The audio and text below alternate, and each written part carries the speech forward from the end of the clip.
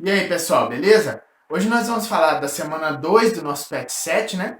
E o tema dessa semana é um filósofo medieval, né? É um filósofo relativamente, assim, desconhecido, ele não é muito conhecido fora do ambiente filosófico, né? Fora do ambiente acadêmico. E ele vive ali, né? Por volta do ano 1000 e pouquinho. E esse filósofo é chamado de Anselmo de Aosta, como está aí no seu pet, ou simplesmente de Santo Anselmo, né? Ele foi canonizado no século XVIII e ele virou um dos doutores da igreja. Quando se diz doutores da igreja, né, tá querendo dizer doutor da igreja católica. E um doutor da igreja católica é aquele que ajudou a fundar ou fundamentar as bases de muitos aspectos da tradição católica, né? Então esse filósofo ele é conhecido principalmente pela tentativa que ele faz de demonstrar a existência de Deus através de 4 argumentos, né? Que são os 4 argumentos que você leu aí no seu texto. Então, ele é conhecido pelas quatro formas de demonstração da existência de Deus. Antes de falar isso, a primeira coisa que a gente precisa dizer é que Deus não é demonstrável, né? É impossível demonstrar a existência de Deus, porque Deus é improvável. Veja bem, não estou querendo dizer que Deus não exista, mas que a sua existência é improvável, no sentido de que não se pode prová-la, embora ela seja concreta e exista pessoalmente na vida de cada um, ela é improvável, é impossível provar a existência de Deus. Mas nessa época, né, há 1000 anos atrás, existia uma tentativa, através da filosofia, da razão, da ciência, né, e da teologia, de tentar provar a existência de Deus. Então, alguns pensadores, eles fazem isso, eles tentam fazer isso, né, e Anselmo é um deles.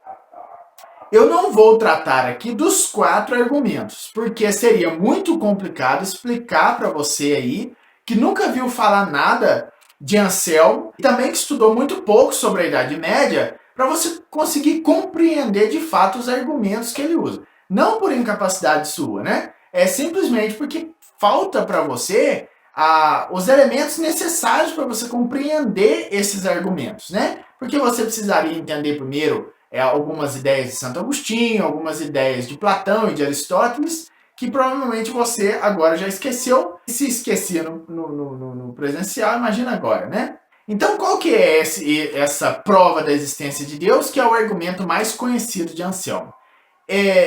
Esse argumento foi chamado depois do século XVIII de argumento ontológico. Ontologia em filosofia tem a ver com o ser, né? A ideia do ser. Então, o ser de Deus que provaria sua existência. E como é que é esse argumento? É assim. Imaginem algo perfeito. Né? Aí você imaginou algo que seja perfeito.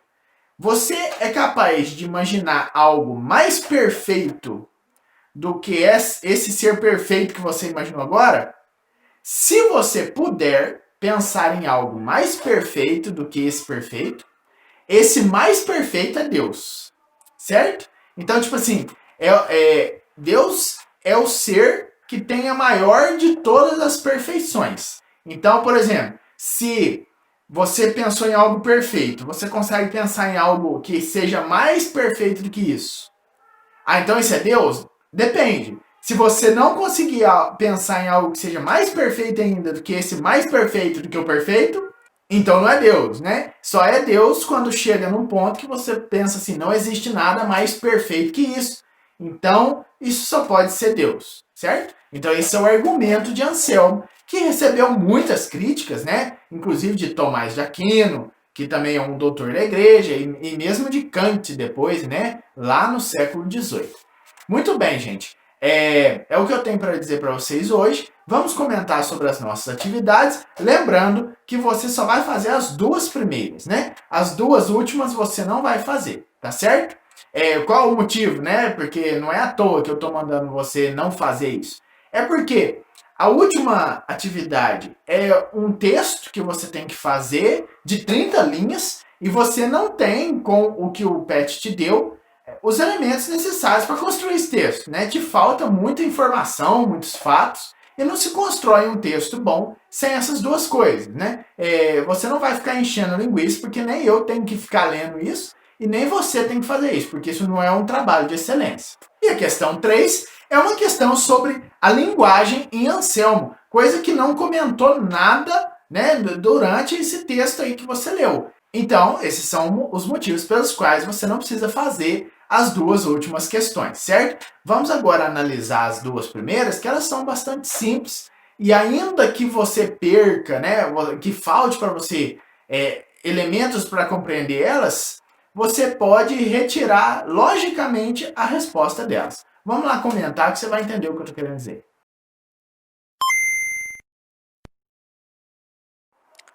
Então, gente, vamos aqui falar sobre as nossas atividades da semana 2, Anselmo de Aosta, certo? Olha só, como eu disse, né, embora seja complicado o texto e às vezes meio sem nexo, você consegue resolver as questões de uma maneira lógica, sem recorrer necessariamente ao texto. A fé é o argumento básico para aqueles que creem entenderem a existência de Deus, e todos os argumentos voltados à sua onipresença, onipotência e onisciência. No entanto, não é um argumento universal para crentes e não crentes compreenderem. Portanto, através do uso da razão, a busca desta realidade se torna possível. Segundo Anselmo, podemos afirmar o quê? Olha só, uma questão muito mal escrita, né? Porque essa frase aqui, eu demorei um tempão para poder entender ela, certo? Então, o que ele está falando é o seguinte: a fé, você pode usar a fé para justificar a existência de Deus para quem crê. Só que só a fé não basta, nem para quem crê de verdade, nem para aqueles que não creem, né?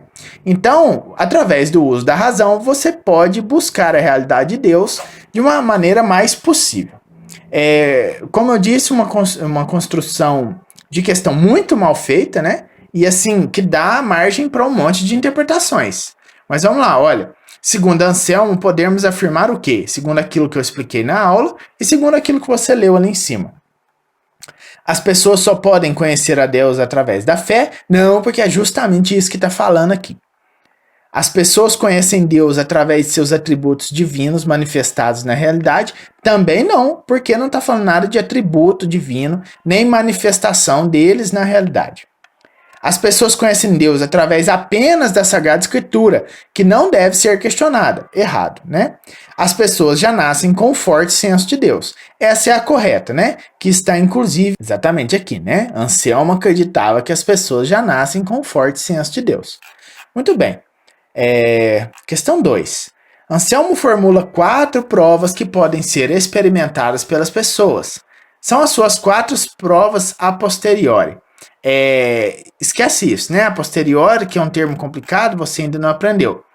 Só que é super interessante essa questão, que tá pedindo para você falar sobre as 4 provas, só que na verdade só tem 3 corretas aqui, né? Então vamos ver qual é. Para que exista uma diversidade de coisas boas, deve também existir algo que seja a bondade total. Esse algo é Deus, certo? Certo, tá aqui nesse parágrafo aqui, muito claro aqui, né? Para que existam diversos graus de intensidade na qualidade das coisas, é necessário que exista um ser onde estejam contidas todas as qualidades. Esse ser é Deus, também está certo. Para que exista um movimento e transformação de todas as coisas, é necessário que exista um ser imutável, que gera todo o movimento sem ser movimentado por nada. Esse ser é Deus. Essa está errada. Por quê? Olha só para você ver a dificuldade que é para você realizar uma atividade que é mal feita.